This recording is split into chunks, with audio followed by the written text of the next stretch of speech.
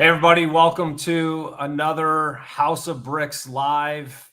Very excited to be here today.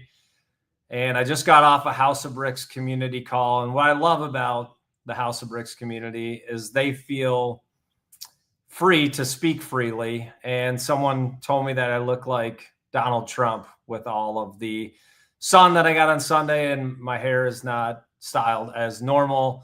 I don't know if that's good or bad, but I'll take it. He is the president of the United States, so can't go wrong there. But listen, you've been following the House of Bricks, I'm sure, for a while. If you're new, welcome.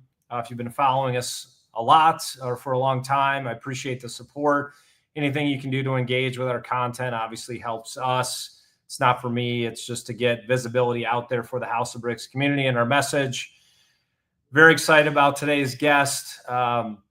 We, as you know, in July launched What the Truck. We donated a Ford Raptor to a veteran, Josh Kent, who is using that vehicle as a vehicle to raise awareness for PTSD, mental health, and suicide prevention for veterans. He said something that resonated with me, and now I've been saying it pretty much every day, that veterans don't want to hand out, they want to hand up. They've served our country. They have pride. They have families typically to take care of. So what we want to do with the House of Bricks community and the What the Truck movement is really give them a tribe, a place to connect, a place to build relationships. I've got my Startup X course and our Substack newsletter. If you actually follow and complete the course, I guarantee it will make an impact in your business. We got amazing feedback on it. If you don't subscribe to our Substack newsletter, it's free. Check it out. Putting exclusive content in there and really trying to just add as much value as I can, not from my success, but from my failures that I've learned from over time. And I continue to fail here as we're building the House of Bricks, but we're now looking to enter into that growth phase. And I watched one of my favorite movies over the weekend and did again last night, The Dark Knight Rises. I love that movie. It just shows that, the real magic in our life happens at rock bottom. But as soon as you get that glimpse of light, you have to start climbing because living and building brick by brick, it's not something a lot of people want to sign up for. You're constantly facing obstacles and having to have the mindset and to turn those into stepping stones. But there has to be a growth phase where you start to scale the city, where you want to, actually enjoy what you're doing. And those times will come for you, I promise. So if you're in that brick by brick stage, stay in it, but also look for that light. How do you 10X your business? And then when you see those opportunities, take advantage of it. But that's where we are with the House of Bricks and our community. But today I have a very special guest, joined by Kevin McNulty, a 20-year Air Force veteran, international speaker, leadership coach, and the author of The Gap Between Two Worlds, which is a powerful book on navigating life's transitions. Kevin's journey has taken him from working at a sewage plant to performing in a Super Bowl halftime show. I want to hear that journey. To serving in Tel Aviv in a diplomatic role to advisors, leaders, and the DIA. But what ties it all together is his heart for growth and transformation. So today, he's helping people navigate change with clarity, courage, and purpose. Kevin, it's an honor to have you here on the House of Bricks. Adam, thank you so much for being here. Wow, I appreciate it. And I can say with the greatest amount of sincerity, I appreciate what you all are doing for veterans. It's a stand-up thing, man. Well, no credit to me. Honestly, my grandfather, he served in World War II, huge impact in my life. I always wanted to find a way to give back, super humble guy. He was a fireman, postman, served in the military. I never really cared about recognition, just, wanted to serve others and protect our country. So finally carrying on that legacy. And thank you for saying that. It's honestly the most energized I've been about something. I don't know where it's going to go, but I know that if we just make decisions and use that feedback to build and grow, something amazing is going to come of it. So thank you for your service, and thank you for being a guest today. No, it's a pleasure's mine, honestly. Yeah. So tell us a little bit about you. I mean, there's probably 1,000 places that you could start, but just tell us a little bit more about yourself, and then we'll kind of dive in.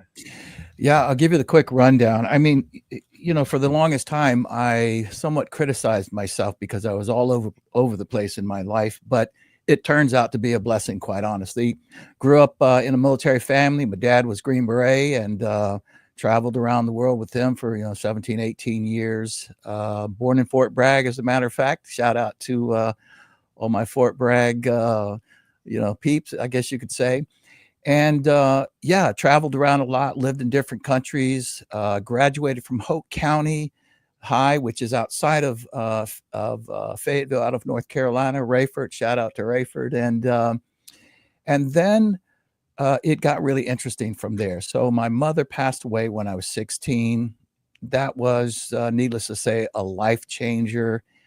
She was my rock from the standpoint that I grew up as a lover, as a dreamer, as a poet, and she just, and a Green Beret dad, God rest his soul, he passed away a few years ago, but but his thing was all about hard work and and don't stand around with your thumb up your butt, as he used to say. And that wasn't me, man. I wanted to write songs and poetry and sing and all this kind of stuff. And so my mom was just totally behind that. When she passed away, I felt like really a big part of my life went away. I'm not sure that I knew it at the time. So anyways, graduated from high school in 77, moved up to the Nashville area, actually around Bowling Green, Kentucky, where my dad had then been transferred, was teaching military science up at Western Kentucky. I went there to make it big in Nashville, to become a recording artist. And I'd say probably after about, 24-hour max, I figured out that I wasn't even in the parking lot. I was just not even close to what it took to be in that arena. And that's an interesting story in and of itself. So I floundered for a couple of years. Finally, in 79, February of 79, I joined the Air Force, and yeah, everything changed from there, to be quite honest with you. Well, thank you for sharing that. A lot of emotion for everyone, I'm sure, just in hearing that. I know I lost my father unexpectedly 2009. So I understand that void it can create. Losing my grandfather, anyone that's lost someone that's had an impact in their life is obviously a challenge, to go through, and it kind of never gets better. You just get more comfortable with it. No, that's right. I just tell That's people true, to ride the waves of emotion, and but not to digress too much. But so you served for 20 years. Yes. What were some of the highlights and challenging times? And I know it's a 20-year span, but things that come to your mind when people say, "Hey, what was it like in the Air Force?" Yeah. Well, I'll tell you, I really did have a unique career. I was an enlisted guy. And so if I may just slightly set it up. So as I was growing up, I was very musical. I started writing songs when I was 14. Ironically, my dad was also a country singer. And I remember sitting around all the time with he and his Green Beret buddies, and he would sing, and he had a golden voice. And I'm just not a son saying this guy probably could have made it. He was that good as a singer. And I just grew up loving what I saw. And so when I struck out after I got out of high school in Nashville, if you will, and joined the Air Force, I literally just thought my dream is gone. So let me just move on from that. Went in the Air Force, got into, I worked in sewage and water. It was, it smelled really bad, but it was actually a great job. And I spent a few years in there, but around 1980, 81, I think it was 1980, I found out about these talent competitions that they had in the military. And you started at your base level in a certain category. And then if you won, you kept going up to different levels to eventually try to end up at worldwide, which was the gathering of, you could say, the creme de la creme of the musicians, vocalists, and whatever. Now, again, this is the military. The Army has one like it too. It's called the Soldier Show. I don't know if it still exists. Thompson Blue went away just a few years ago. So I started competing, and first couple of years, man, I just lost out bad. I just didn't quite have it in a lot of different ways. I wanted to be a singer. In any event, eventually, my wife at the time and my son, we got stationed at Rhein-Main Air Base in Germany, and I competed once more, bombed out again, and then I said but it was an extraordinary possibility that was beyond my reach. To be honest with you, Adam, I felt it was, but but it was right there too. I was like, man, I mean, if there's ever a shot, this is it, because this group would, 30 cast members or 25 cast members, 2 shows, and we literally traveled the world. Right. I mean, it was a big show, something like you'd see at Disney World, and our mission was, supporting the troops, kind of a USO type mission, if you will, and recruiting and this type thing. So in any event, so I stepped back and I thought, okay, I've been trying to compete as a vocalist. I'm in certain genres, I'm pretty good, but a lot I'm not. And there's a great singer at every corner in the military and everywhere else. And so I asked myself, what would give me the best shot at getting to worldwide? Because worldwide's where you wanted to be, because that's where they also auditioned you for Thompson Blue.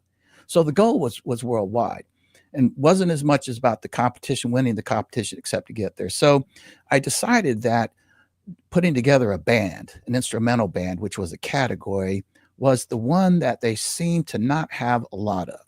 And I thought, man, if I ever had a shot, there it was.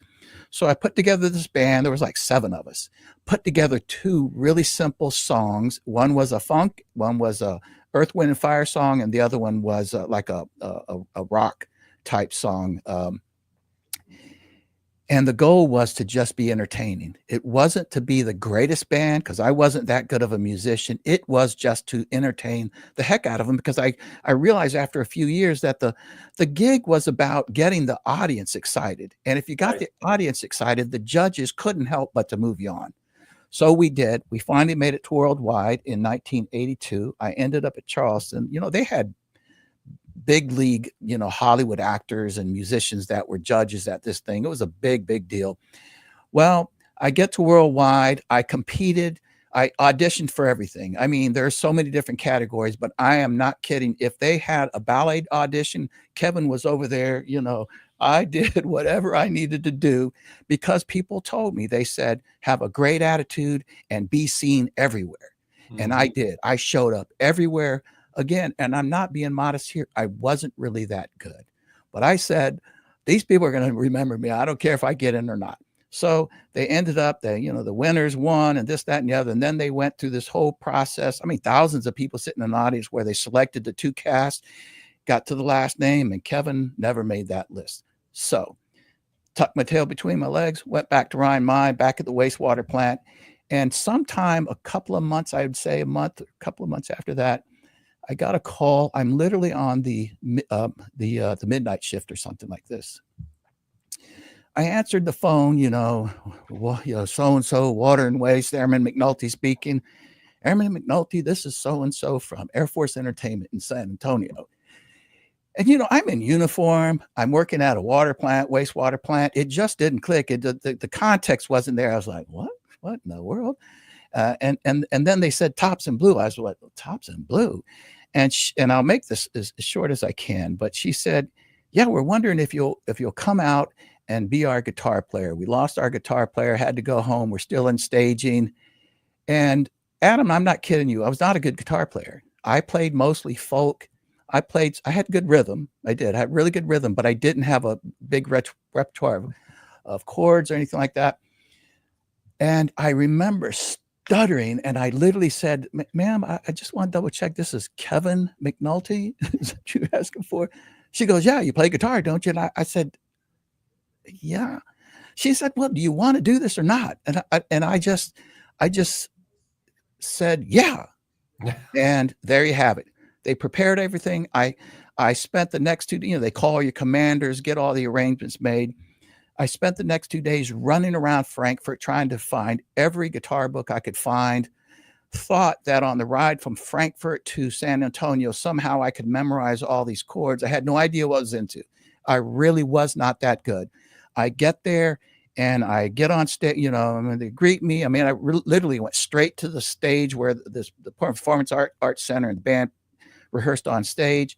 I got on stage and they handed me the first opening act. It was 13 pages long. It had big band chords, E flat minor, add 9.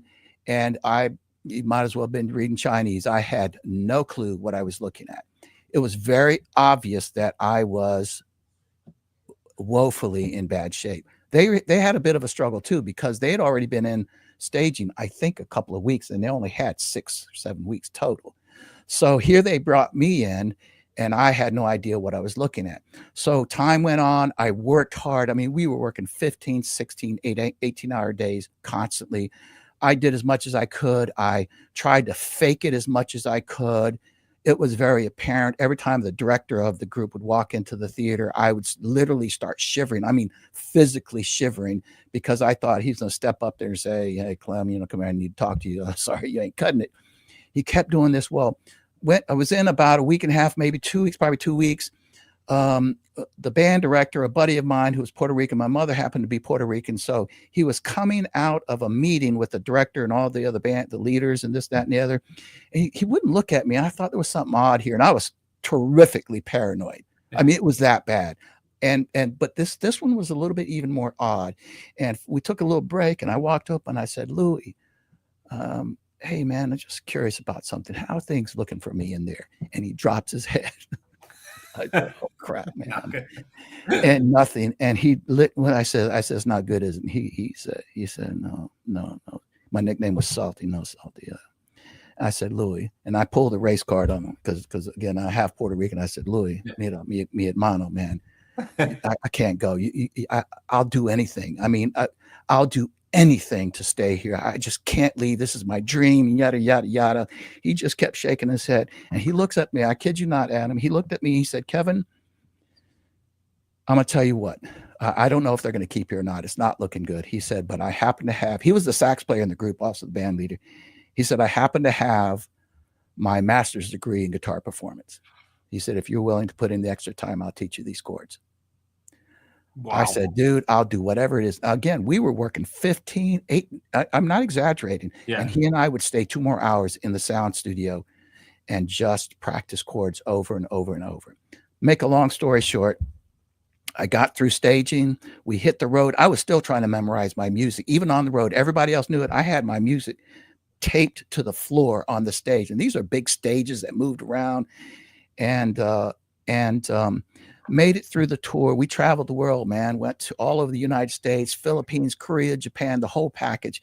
We finally ended the tour after 6 months. We had our big banquet where they literally, that's when you get, if you will, you're actually considered a Tops and Blue alumni. Only if you complete the tour. The director calls you up. It's a big fancy banquet. He hands you your trophy and a ring. And here's what happened when it was time for me to come up. He said, I'm not bragging. I'm telling you the God's honest truth. He said, this next guy I'm about to come up. He said, I literally had his plane ticket sitting in the top drawer. He said, I could not bring myself to giving it to him. So I've never seen anybody want to be a part of Tops and Blue as bad as this guy. He called me up and I'm choked up right now. It took me 10 minutes to get a word out of my mouth. But here's the thing, Adam, that was my first tour. I ended up doing 3 more tours, including a Super Bowl, and became, along with my wife, what they call a Golden Roger recipient. It's the Hall of Fame of Tops and Blue. That's it. What do I say after that, right? That is just an incredible story, and meeting the right person at the right time and being hungry. Like, that is really what separates success from failure. It's not skill. It's not talent. It's consistency and resilience and passion, right? Like all day I will take someone passionate over experience. Yeah. Yeah, you know, and people think they say to me, I mean, I use this story as a keynote speech and talk about, you know, these sorts of things about, you know, I call it do it afraid. And it's the idea that, you know, you know this, and a lot of people know this, that, you know, the term courage, you know, is just doing something even though you're afraid. And my point is that your passion does not have to overwhelm your fear. You just have to have it just has to be a tiny bit more that makes you willing to step out there, and then you just give it everything you got, you know, and Mhm. and the attitude. Yeah. You know, I wasn't going to go. I mean, they're going to have to fight me and whoop me and take me out of that gym, you know, but this is not the story of some guy who was great. It's not. It's the story of a below average guy that just wouldn't let go. It's a story of my life. I tell people all the time, not that smart. I just never give up. And 100%. you can separate yourself from really 80. It's sad. I work with founders all the time. Well, it's great for us because we win in the end. Sure. But just, working with founders for the last couple of years, now I know why I was successful, because I was consistent. I was resilient. I showed up. Showed up. Just show up. That's 80% of it, and show up consistently. That puts you in the top 5%. Of people just being able to show up and be consistent. So you've had a few, I'll call them defining moments in your journey. Can you take us back to, really that transition from the Air Force into the business world? What was that like for you? And secondly, is we're trying to help veterans make this transition from the battlefield to the boardroom. What's one thing you wish you had that you didn't have? Yeah.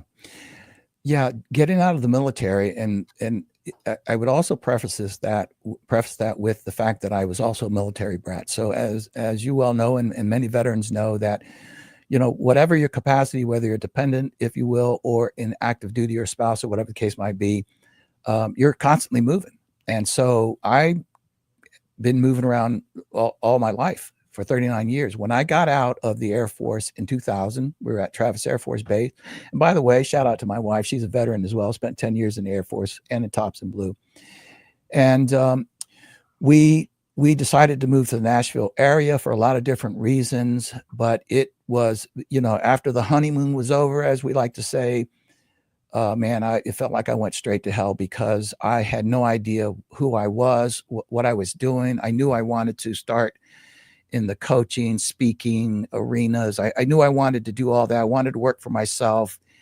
But, I was an enlisted guy. Again, I appreciate all the benefits I have, but that you can't survive at 40 years old with two girls and a wife with a military pension, enlisted in any event. So I lost my way, man. Really, really bad. Really, really bad. I remember I just didn't even know what to do. And I'd done a fair amount of research, but once I was there, once we were here in Murfreesboro, in the Nashville area, I literally sat at my desk. And I remember my wife, she walked by my office one day and she saw me just sitting there, and the phone was sitting in front of me. She goes, "Hey, what you doing?" I said, just sitting here. She goes, "Kevin, she goes, we're new here, right?" I go, "Yeah, well, what's your point?" She says, "Nobody knows you. Nobody's going to call you." Right. You call them. That was lesson number one. So anyways, I spent a year trying to do this. I had a year, Adam, to get it all together. When I came close to, let's say, 9-month period of time, I hadn't made much ground. I'd learned a few things, but I just had no idea what I was doing. I think I'm a pretty smart guy, but I couldn't figure it out. I couldn't figure out how to just nail that in there. And, how do you get a client? And how do you get business and all these sorts of things? And so I ended up, getting concern, and the concern turned to anxiety, and the anxiety turned to something else, and then something else. And pretty soon I was flat on my back in a all-out depression, anxiety, started bulging discs, started going everywhere. I was in bad shape, mentally and then also physically. God bless my wife. She started doing some research, trying to figure out depression. I was really, literally couldn't get up off the floor. I was that bad, and mentally, mostly, and emotionally. And she did some studying. One morning, she woke me up and she said, "Kevin, I want you to get up, get your laptop, and head to coffee shop and just sit down there and just start writing. I said, about what? She said, just about anything, just get out of your head what's going on. And this is what she had learned. And so I did that. And then I continued to do that. And I continued to do that. I also went and got a therapist, at the VA, started working on things. A couple of months later, I was feeling better, but I'd written all this crap into this thing. One day I took it across the street to one of the copy places. I took it home and I handed it to Jane. I said, I thanked her. I appreciated her so much. I said, here's what I've been writing. It's a mess, but I just thought you might be interested. She read it that night, got back up the next day. And she said, Kevin, this is your book right here. You've been talking about doing that. And she said, the interesting thing about it is that, and I won't get into it, but I'd been studying, personal growth, human relations forever. I mean, I started back in the 80s. I was really deep into these books. And she said, it was like you were the victim. I mean, you were the patient and the counselor at the same time. Yeah. And she said, it's the weirdest thing that I read. So to leave that alone, I started finally getting myself up. I have to say, God was an important part of this. If you don't mind me saying that, God. I don't know how to begin to say this, but I'll tell you one thing that might help the listeners, those who might be struggling in the same way that I did. The first thing that I did is I shifted my mindset, but I'm talking about practicing it. I didn't just try to get positive. When I started writing and when I started coming out of this, I realized how bad my mindset was. And I had such a fixed and negative mindset that I was literally saying to God, and I think I even use these words, God, why the hell are you doing this to me? After I started coming out of it and started, finding a stride and this, that, and the other, I realized the real question was, God, what are you asking of me? What are you asking me to do here? And boy, getting checked up again. Everything changed after that, man, because it was a different question. One took me somewhere, the other one held me back. And whether it's God or something else, for the listeners, know what question you're asking yourself. Know what question you're asking that'll take you through that. There's a zillion lessons. Find yourself a person like Jane. Doesn't have to be your wife, your husband, doesn't have to be a friend. Man, find somebody that'll talk straight to you. Find you a business mentor. The point is get you a set of guides that will tell you the truth about what you're doing and what you need to do, and will also check your perceptions. In other words, I perceived the world was falling apart. But my wife, I really literally got to the point where I'd walk up to Jane and say, listen, here's what I'm perceiving about something relatively negative. She said, Kevin, no, it's not that bad. I was like, I feel like an imposter. I don't know if I can do that. No, Kevin, that's just your perception. Your head's playing with yours. You see, this was so important to develop that network of people around you that will tell you the truth, by the way. There's so many. Yeah. I don't even know where to start. I've gone through those seasons, the shift is, instead of why me, it's like, what are you trying to show me? And then it creates action. And that's how you start to make the progress. Why me? It just, you nailed stagnant, right? It's not going to take you anywhere. You're not going to get that answer.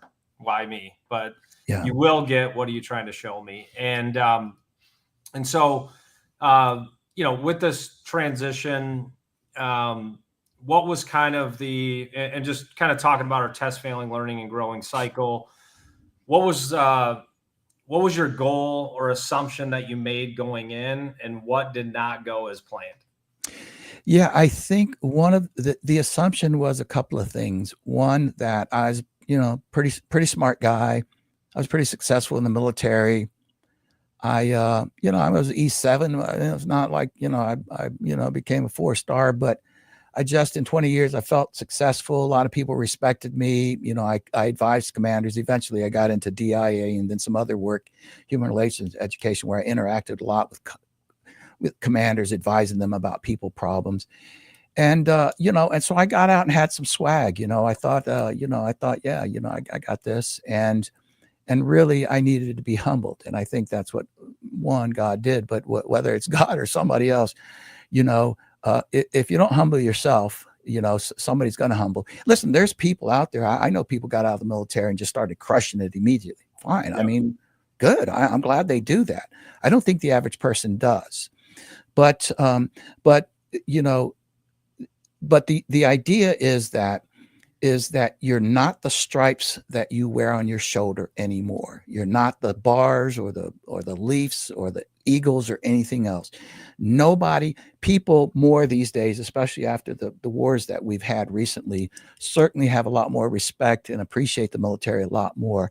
But in the end, when you're trying to get into a job or trying to start a business, you certainly can find those people that are willing to support you because you're a veteran, but it doesn't mean, it's not what's going to get you there. And so the thing is that, and probably the thing again that's started move me in the right direction is recognizing I have entered a whole new world. It will be a transition. So take the transition as it is. And the big thing was that I learned amongst the many things is that do not rush the transition. You said it at the beginning so very well. It is, in fact, that rub, that difficulty that makes you grow. There's so much gold inside there, but it can be very painful. And you know this, and I know this, and a lot of veterans know this. So many veterans, they transition out of the military, again, whether, usually, again, after 20 years, it's, the longer you stay, the harder it is because you get so locked into that culture. But, they try maybe being an entrepreneur or going into the corporate America for a minute and realize, oh man, this stinks. I mean, and it freaks them out. And then they go back to the local base and sign up for a civil service job. Nothing wrong with that. 100% not. But the reason they're doing that's out of fear, not because it was like this rational decision they made. I say, stick it out. Do whatever you got to do, man. I worked for, I was 19. I mean, it was 2000 and so, but time I was working for $9 an hour, sitting behind as a receptionist, for a temp agency while I'm trying to, build my business and so forth. So stay the transition. There's so much to be learned and so much great things to come out on the other side besides a business. I'm not sure if I answered your question, but that's my answer. I'm sticking to it. Indirectly, yes. But the point I think you're making too, the only way to learn resilience is through resistance. You can't read it in a book and be like, okay, now I've learned how to be resilient. You have to experience, because it's different for everybody, how you're going to respond, what the situation is, where you're trying to go. So resilience is learned through resistance. That's why we go to the gym, right? Break down the muscles, they come back stronger. And a lot of people want to, I mean, it's the American way, right? How can I lose 30 pounds in 14 days, not 28 days? So I'll just take this pill and not change my lifestyle or my diet. And, I want to lose. It's just, we're gimmick focused, and that's not sustainable. You may get some success, but it's really built through that resistance. And one of the things you were saying, when you leave the military, right? When you're being told what to do every single day. 0600 to be here, there. And then you get out and it's like, oh, no one's telling me what to do. What do I do? And that's why we started our newsletter. There's so much power in community, just connecting with people on the same frequency as you, learning to build and be there together. The most powerful and valuable capital in the world is relationship capital. So when you plug into the House of Bricks ecosystem, it's not just veterans all struggling with the same thing. We have investment bankers, venture capitalists, entrepreneurs, and veterans are great hires or great entrepreneurs. 100%. They're very disciplined. They just need that hand up to get a door open. And, if they stay connected in our community, those opportunities, we've already seen them start to come to pass. So, I love it. May I add real quick to that, Adam? What you just said was very, very important. What you're saying there, there are many things, and this is something that I think most veterans, or either through the TAP program when they get out, the Transition Assistance Program, they hear and learn about these things. This idea about how you interact with people, as we well know. Now, I've been out for 25 years, so I have no idea what's changed, but certainly you learn in the military to be a straight talker. You don't, and when your boss says something, he doesn't necessarily say in a pleasant way. I mean, he might or she might, but many times it's just straight up. You can't take that into the private sector with you. Some veterans think that it's just a matter of getting rid of the crassness. No, it's not. It's not just being crass. And so you think you're being rather civil and polite, but on their end, it's like, he's kind of like, a little bit sharp, and you have to recognize that, and you have to start working on it. Doesn't mean you have to become a soy boy, but right. Yeah. No, our world is missing that directness. Yeah. I always tell people, and don't say this to your wife, I learned the hard way, but like land the plane, where are we going? Like, what are we doing here? But, I think we've shifted too far to feelings, emotions, and, people need direction. And I think a lot of, veterans could play that role.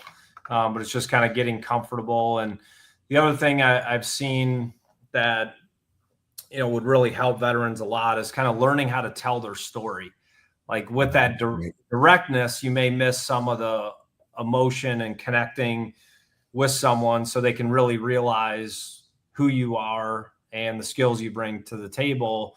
And they're managing, government has big budgets.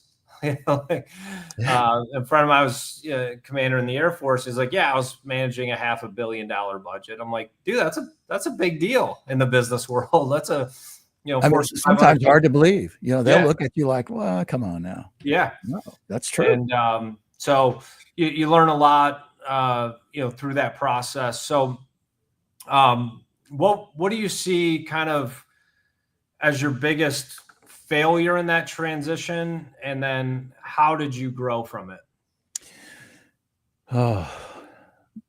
There was just so many failures. I think one of the things that, I've heard this sort of, I guess you could say, a saying about, it's not just, resilience is, as you well know, a very, very important idea, but it's also the understanding of learning how to, as we like to say, fail forward or fail up, upward, and to your point, which I think is incredible, is this idea of building resilience.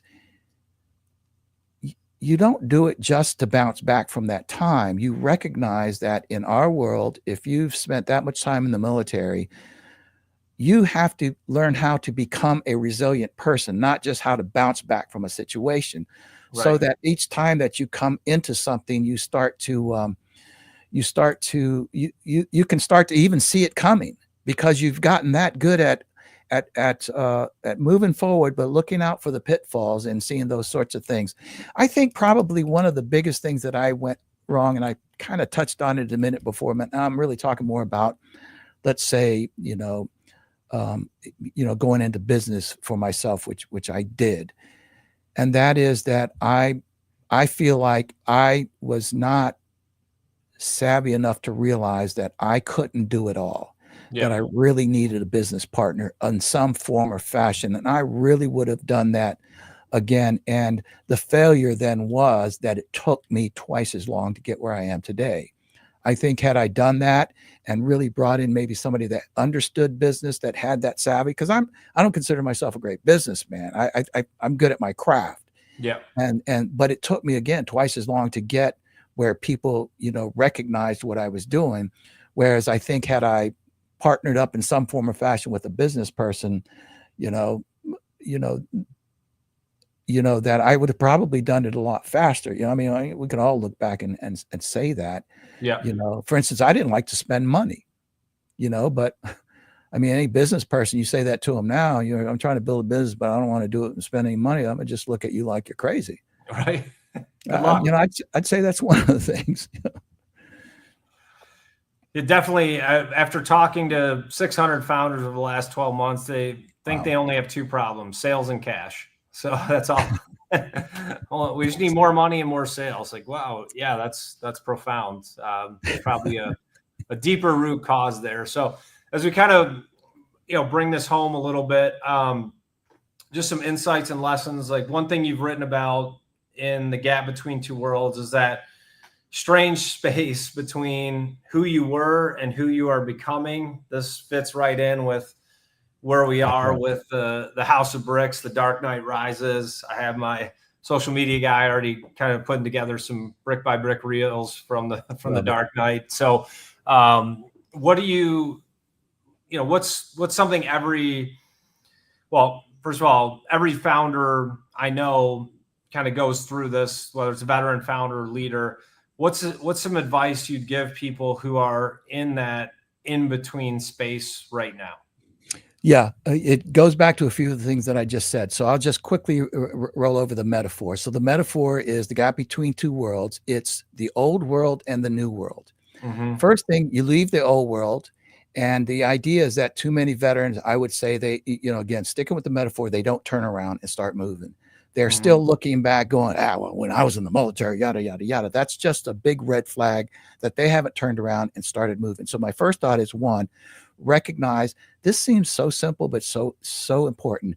Recognize you are in transition and it might take a long time. So first, start turning around and start heading into that scary place that I call the foggy zone. The foggy zone is exactly what it sounds like. You can't see the new world because the foggy zone is foggy. And the foggy zone represents emotional problems, disorientation, confusion. It also represents not understanding what the new world looks like. Well, you're not there. That's why you can't see it. It's so foggy. So I suggest, one, start moving and build as you go, even if you don't know, but you have to have some vision about what you're going for. So you have to start to recreate that. I think it was Stephen Covey said that everything's created twice, once in your mind and then in reality. And so you have to begin to really create, at least in your mind, if not on paper, what that new world looks like, even if it's not that clear, but it starts to point you in a direction. And then you get in the foggy zone and you'll get disoriented, you'll get confused, you'll get pissed off, and you'll start to hover and inside the foggy zone. But the point is you keep building towards that vision. And again, sticking to the metaphor, as you continue to move through it, the fog starts to lift. And the fog lifting is nothing more than you getting smarter about what you're doing. You're starting to it's getting clearer and clearer where you're headed. And there comes a point where you start to then get a stride. And then the other thing is, again, the guide, the person that can stand back and say, Kevin, no, you're headed north. You need to head a little more west, a little more east, that sort of thing. It's crucial. I know I'm using sort of abstract concepts. There's real practicality behind what I'm saying. There certainly is. And something you keep saying that I didn't emphasize earlier on is you always should have a mentor, a coach, an advisor. It's just why we put together an advisory board for the House of Bricks. And I've been doing this 30 years now, but it doesn't matter how long you've been doing it. If Michael Jordan needed a trainer, right? Like, you need one for your business. If he needed a coach, you need one for your business. And because they can see things that to our own benefit and demise is we're blind. Entrepreneurs, we're blind to our 100%. Own strengths, because in every good, there's a little bit of bad, and every bad, there's a little bit of good. So you just have to understand that blessings can also be curses. So right. How do you use that strength and that resilience and blindness? And with that strength that we carry, and especially in veterans, is we can cause a lot of collateral damage to ourselves and those around us if we're not clear on who we are, where we were, and where we want to go. And it's very few. I don't need hundreds of friends. Give me five friends and we could change the world, right? 100%. Jesus had 12 disciples and we still talk about them to this day. No social media, no internet, no direct mail, no TV. Wow. And think about that. 12 people, right? So you can just have, with that handful of friends, that tribe that's on the same frequency, and having Yeah. that mentor that can really speak into your situation. Go ahead. You know, I might add, if I will, that also, again, you have to look at how you look at yourself and the value that you kind of have to ignore what you think about yourself. So, you know, if you don't have a good opinion, or if you think that you're an imposter, that you maybe don't have what it takes, and because that stops you then from, in my opinion, from going out and finding a real serious mentor. Have you ever heard of the name Marshall Goldsmith? Of course. Yeah, he was my mentor. Wow. I was a nobody. This was in 2008. Met him at a speakers conference, big National Speakers Association conference. Didn't know who he was. Blew my mind. He was a keynote speaker there. Blew my mind. I got in line to get a book from him. They ran out of books when I got there. They said, "Hey, just give us a card and write your address and give me $20 and we'll send you a book." And on there, because I was so blown away by him, I wrote on there, I said, "Marshall, would you consider being a mentor?" I mean, I didn't know this guy. Didn't even know how great he was at the time. I just knew he blew my mind. 2 months went by, got home, forgot about the book, literally forgot about it. I get home, I get the book, and I was like, "What is this?" I started open. I was, "Oh, wow. It's Yeah. what got you there when you there." I opened a book, and the first page, I got sitting right back there. It said, "Kevin, be delighted to mentor you." Wow. You know what my point is, right? I mean, he didn't know me. I was nothing. No. But you took action. I took action, and I just asked. All I did was ask. So, Yeah. so I'm saying that, people look at themselves, nobody like that would mentor me. It's not true. Go ask somebody big. I mean, go find, a big guy. Go ask Michael Jordan. Yeah, I will. If you can give me I have no problem asking him for sure. Go with it, man. But yeah, all you have, like, it's what we were talking about a little bit earlier. Like, just show up. There goes 80% of your, maybe 50%. If you show up twice, there goes 80%. If you consistently show up, there's 99%. So now all you did was show up. All you did was write in the book, right? And ask. You're nailing it.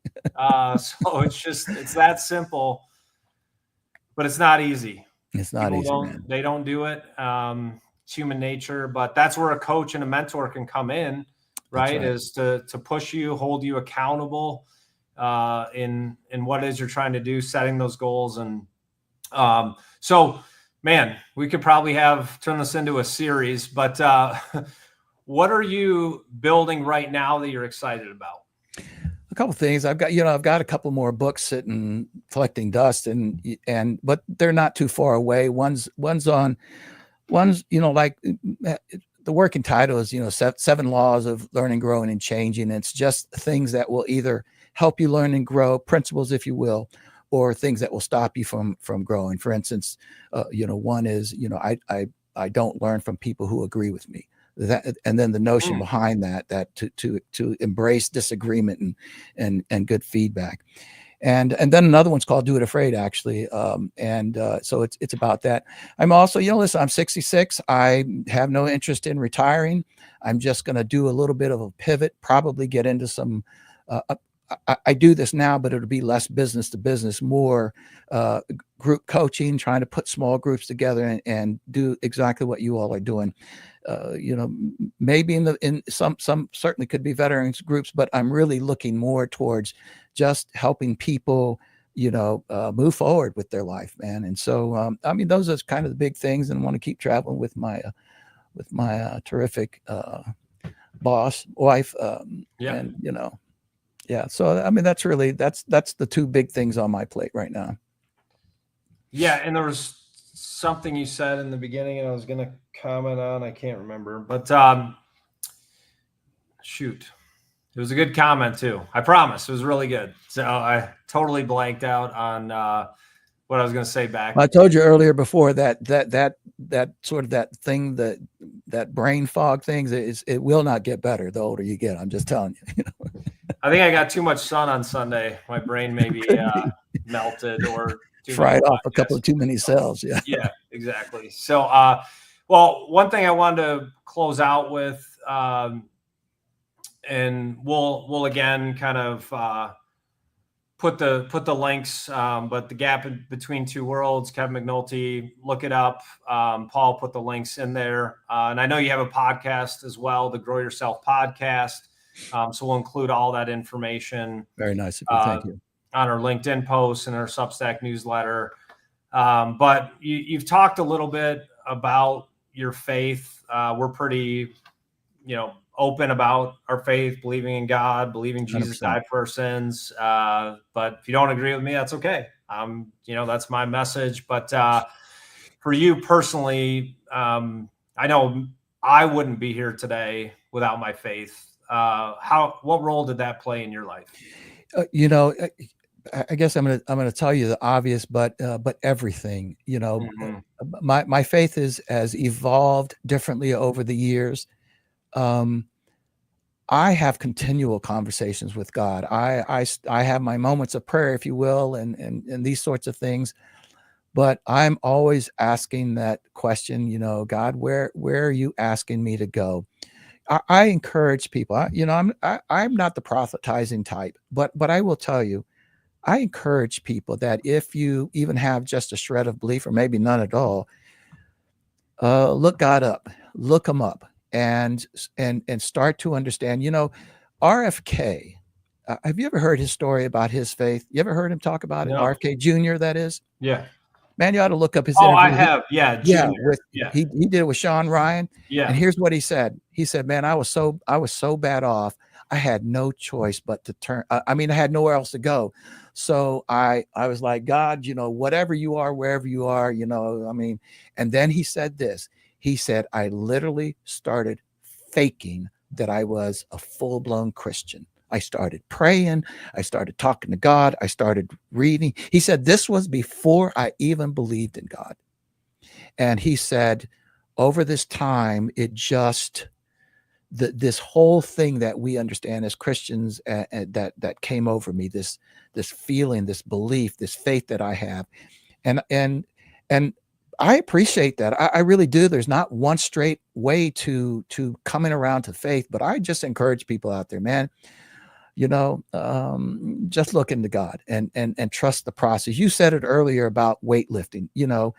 You're not going to go and to the gym one time, weight lift 2 or 3 times and look in the mirror and go, yeah, no. Anybody with common sense knows it's going to be a month, 2 months, 3 months, 4 months before you see anything. But what do? You have faith that what you're doing is working. That's right. What RFK did. RFK Jr. did. And that's what I say to others about your faith and about God. You don't have to come to the table with this full blown, all out belief, man. You build your relationship with God. So he was and is everything to me and my family. I love you sharing that. And you're right. Like, people always want to get cleaned up before they come to God. He already knows what's going on. And this is when you need him. And it's when your faith is built, actually, when he pulls you out of that situation, you're like, okay, yeah, that worked. And then there'll be seasons where you're down, but like, it creates that memory of, hey, remember back when I was in this situation.